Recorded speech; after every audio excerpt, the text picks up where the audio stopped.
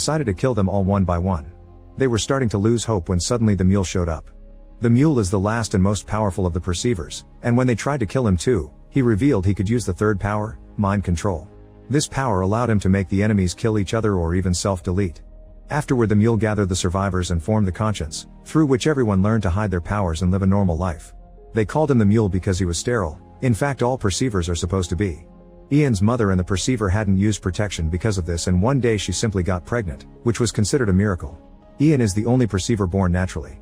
At that moment, agents begin to enter the building and are heard by the perceiver, who tells Esther to take the boy to his house in Madrid. While the duo takes the stairs, the perceiver fights the agents.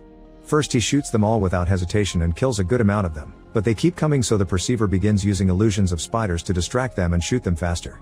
Unfortunately, two men still surprise him from behind and capture him with the helmet.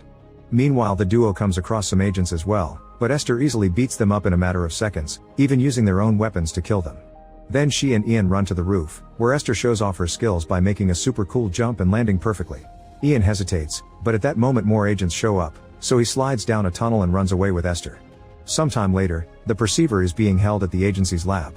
After sending a robot to take a sample of his blood, they activate the machine to study his body, which puts him through lots of pain.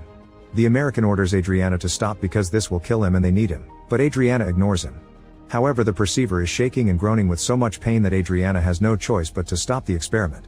Minutes later, a scientist brings Adriana bad news. The formula is so diluted in the perceiver's body that they can't recover it. Adriana shares the news with the American, saying Ian is their only hope. When the perceiver is feeling better, he asks for some water, and the robot brings him a glass. At that moment, the perceiver reveals he has the third power, and through the camera on the robot, he takes control of the technician's mind and makes him activate the robot's weaponry, killing all the scientists and agents watching him.